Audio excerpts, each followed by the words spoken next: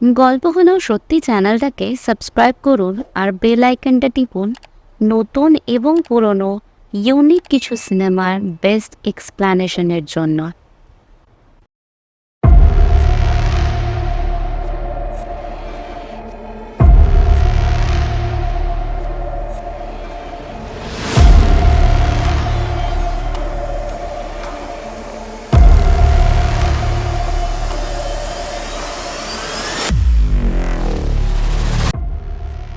Hello everyone, একটু আগে যে ভিডিও ক্লিপগুলো দেখলেন সেটা ফিয়ার স্ট্রিট পার্ট 1-এর, যেটার গল্প 1994-এর উপর। আজ তোমরা ফিয়ার স্ট্রিট পার্ট 2-এর গল্প শুনবে, যেটা 1978-এর গল্প। তাই যারা চ্যানেলে নতুন এসেছো বা পার্ট 1-এর গল্পটা মিস করে গেছো তাদের বলবো প্লিজ আগে পার্ট 1টা দেখে নাও, না হলে সিনেমার চরিত্রগুলো আর গল্পের শুরুটা তোমরা বুঝতে পারবে না। এটা একটা মুভি ট্রায়োলজি, মানে 3টে সিনেমা নিয়ে একটা গোটা গল্প তৈরি, তাই সবকটা পার্ট শুরু থেকেই দেখা জরুরি।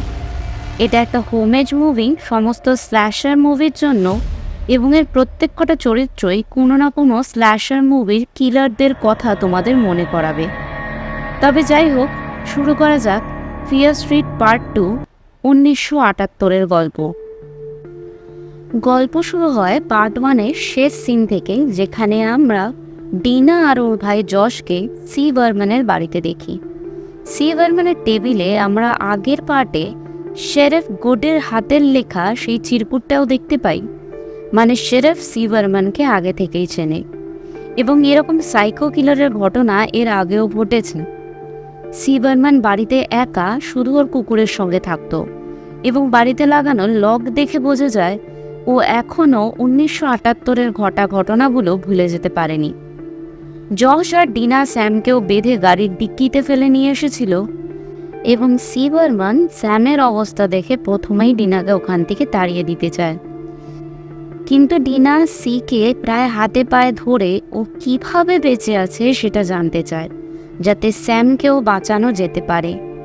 এবার শুরু হয় সি বার্মানের গল্প, যেটা 1978-এর জুলাই মাসে সামার ক্যাম্পের প্রেক্ষাপটে তৈরি। এখানে দুই বোন জিগি আর সিন্ডিকে দেখানো হয়। জিগি এর মধ্যে ছোট বোন ছিল, কিন্তু ও ছিল জেদি, ঠোঁটকাটা এবং নিয়মের ঘেরাটোপে বাঁচার কথাও ভাবতেই পারত না। ক্যাম্পের কিছু মেয়ে জিগির এই ব্যবহারকে ডাইনি স্যারা ফেয়ারের পজেশন বলে ওকে বুলি করত।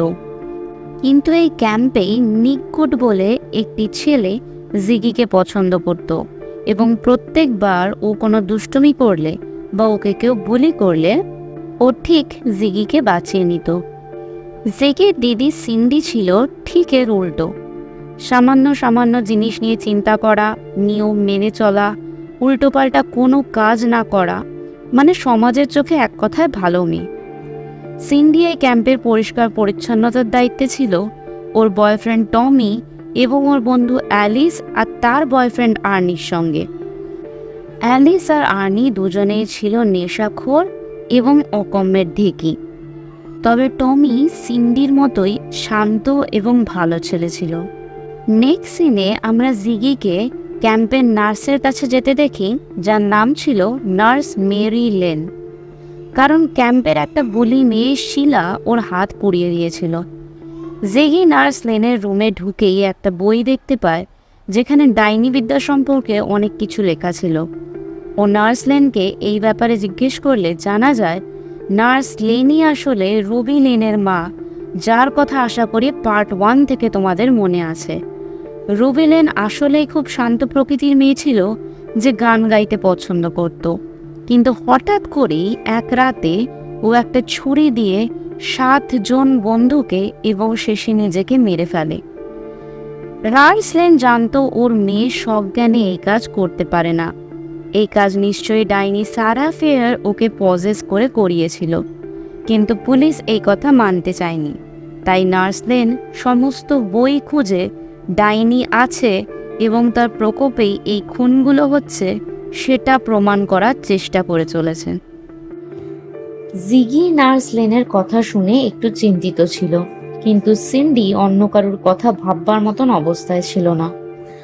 ওর একটাই লক্ষ্য ছিল ভালো করে পড়াশোনা করে কাজ করে কিছু টাকা জমিয়ে শেডি সাইড থেকে বেরোনোর।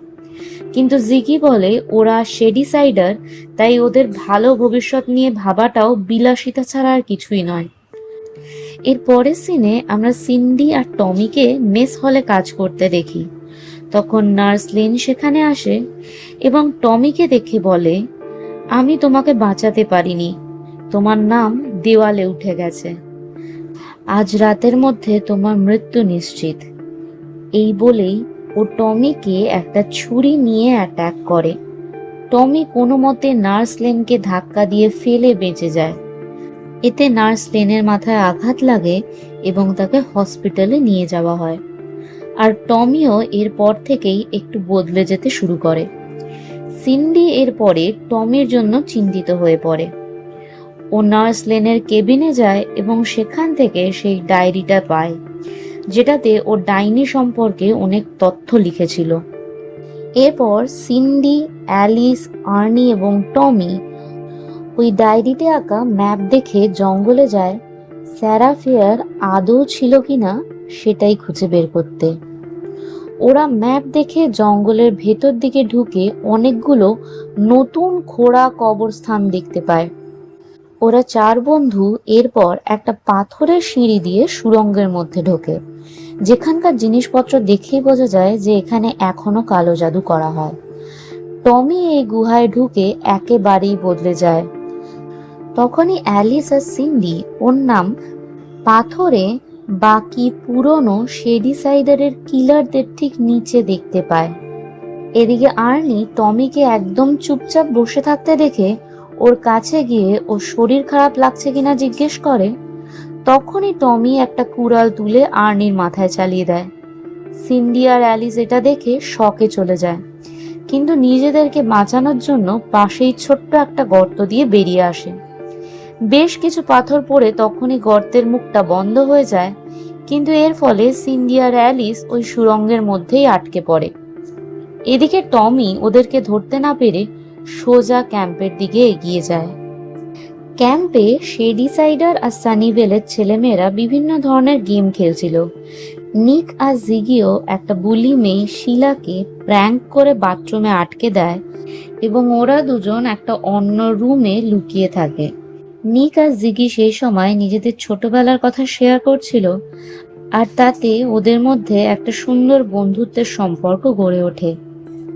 এদিকে টমি ক্যাম্পে পৌঁছে শেডিসাইডের একটা বাচ্চাকে কুড়াল দিয়ে কেটে মেরে ফেলে। এটা দেখে ক্যাম্পে হুড়োহুড়ি লেগে যায়। নিক বাকি সমস্ত বাচ্চাদের একত্রিত করে ক্যাম্প থেকে বের করার চেষ্টা করে। ওদিকে জিগিও সিন্ডিকে খুঁজতে থাকে। সুড়ঙ্গের ভিতরে সিন্ডি আর অ্যালিস নার্স লেনের ডায়েরি দেখে ওখান থেকে বেরোনোর রাস্তা খুঁজতে থাকে, যেখানে ওরা দুজন মাটির উপর একটা বিশালাকার পিণ্ড দেখতে পায়। এটাকেই স্যাটার্ন স্টোন বা শয়তানের পাথর বলা হয়েছে এবং এটা একটা হৃৎপিণ্ডের মতনই চলছিল। অ্যালিস ওতে পাকামো মেরে একটা হাত রেখে দেয়, আর তারপর থেকে সুড়ঙ্গের মধ্যে সমস্ত ভিকটিমদের ও দেখতে পায়। আর সেটা দেখে ভয়ে পালাতে গিয়ে অ্যালিসের পা মুচকে ভেঙে যায়।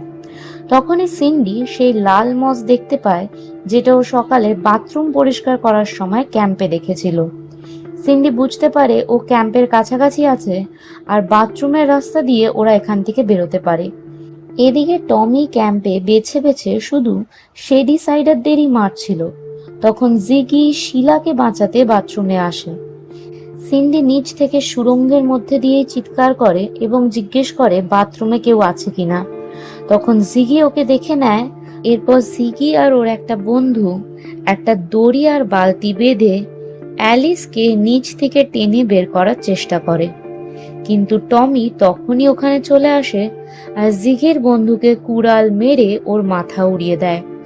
জিগি ওখান থেকে পালিয়ে নিকের সাথে আবার সেই সরীসৃপ প্রাণী রাখা ঘরটাতে লুকিয়ে পড়ে, কিন্তু টমি জিগির পিছু নিয়ে ওখানেও পৌঁছে যায়।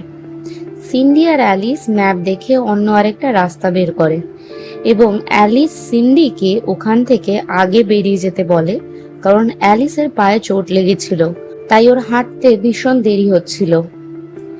অ্যালিস ওখানেই আরেকটু খুঁজে ডাইনি স্যারাফিয়ারের কাটা হাতটাও পেয়ে যায়। গল্প অনুযায়ী এই হাতের পাতার জন্যই ও শেডি সাইডের লোকজনকে কন্ট্রোল করে তাদের দিয়ে খুন করাতে পারে। সিন্ডি মেস হলের আরেকটা ড্রেন পাইপ দিয়ে ক্যাম্পে ঢোকার চেষ্টা করে। তখন জিগিও সেখানেই ছিল, কারণ ক্যাম্পের বাস ওকে ছেড়েই চলে গিয়েছিল। টমি জিগিকে সেখানে এসেই ধরে ফেলেছিল, আর ওদের মধ্যে বেশ কিছুক্ষণ হাতাপাই চলে। তখন সিন্ডিও চলে আসে আর টমির বুকে ছুরি বসিয়ে ওকে মেরে ফেলে। অ্যালিসও ততক্ষণে স্যারাফিয়ারের হাত নিয়ে ওখানে চলে আসে। লোককথা অনুযায়ী এই হাত আর স্যারাফিয়ারের বডি একত্রিত করে কবর দিলেই শেডি সাইড অভিশাপ মুক্ত হবে। ওরা তখন সেই কাজ করতেই বেরিয়ে পড়ে, কারণ ক্যাম্পের সামনে সেই গাছটা ছিল যেখান থেকে স্যারাফিয়ারকে ফাঁসি দেওয়া হয়েছিল। জিগি এর মধ্যে যখনই স্যারাফিয়ারের কঙ্কালটা ছোঁয়, তখন ঠিক স্যামের মতনই একটা ভিশন দেখতে পায়। আরেক দিকে ঠিক সেই সময় সুড়ঙ্গের নিচের বিশালাকার হৃৎপিণ্ডটা থেকে পুরনো কিলাররা বেরোতে শুরু করে জিগি আর সিন্ডিকে মারবে বলে। এদের সঙ্গে মৃত টমিও আবার জেগে ওঠে আর হঠাৎ করেই এক কোপ বসিয়ে দেয় অ্যালিসের বুকে। অ্যালিস ওখানেই মারা যায়। সিন্ডি আবার বেলচা দিয়ে টমির ধর আর মাথা আলাদা করে দেয়, কিন্তু মেস হলের ড্রেন থেকে ততক্ষণে রুবি, লেন, মিল্কম্যান আরও বাকি কিলাররা উঠে আসতে থাকে। সিন্ডি আর জিগি ছুটে সেই গাছটার কাছে যায় যেখানে স্যারাফিয়ারকে ফাঁসি দেওয়া হয়েছিল। ওরা এদিক ওদিক অনেক ঘুরেও স্যারাফিয়ারের বডি খুঁজে পায় না। টমি সমেত বাকি সবাই ততক্ষণে মাঠে পৌঁছে গিয়েছিল এবং সিন্ডি আর জিগিকে চারপাশ থেকে ঘিরে ফেলে। সিন্ডি জিগিকে বাঁচানোর চেষ্টা করে, কারণ সিন্ডির মনে হয়েছিল ওই কিলাররা শুধুমাত্র জিগির পেছনে এসছে। কিন্তু টমি সিন্ডিকে ধরতে পেরে ওর বুকে সমানে ওর কুড়ালটা চালাতে থাকে। এদিকে জিগিকেও মিল্কম্যান নামে একটা কিলার ধরে ফেলে আর সমানে ওকে ছুরি দিয়ে স্ট্যাব করতে করতে প্রায় মেরে ফেলে। জিগির হৃদস্পন্দন কিছুক্ষণের জন্য স্তব্ধ হয়ে যায়, কিন্তু তখনই নিক গুড এসে জিগিকে কোনো মতে বাঁচিয়ে নেয় এবং জিগি তবে থেকেই নিজেকে সি বর্মন বা ক্রিশ্চিয়ান বর্মন বলে, যেটা ওর আসল নাম। জিগি নিককে বলে যে এই সবকিছু ডাইনি স্যারাফিয়ার করিয়েছে, কিন্তু নিক তাও পুলিশের কাছে টমি পাগল হয়ে গিয়েছিল এবং তার ফলেই এইসব হয়েছে বলে বয়ান দেয়, কারণ সেটা অনেক বেশি বিশ্বাসযোগ্য। এভাবেই সি বর্মনের 1978-এর গল্পটা শেষ হয়, আর গল্প আবার বর্তমানে বা 1994-এ ফিরে আসে।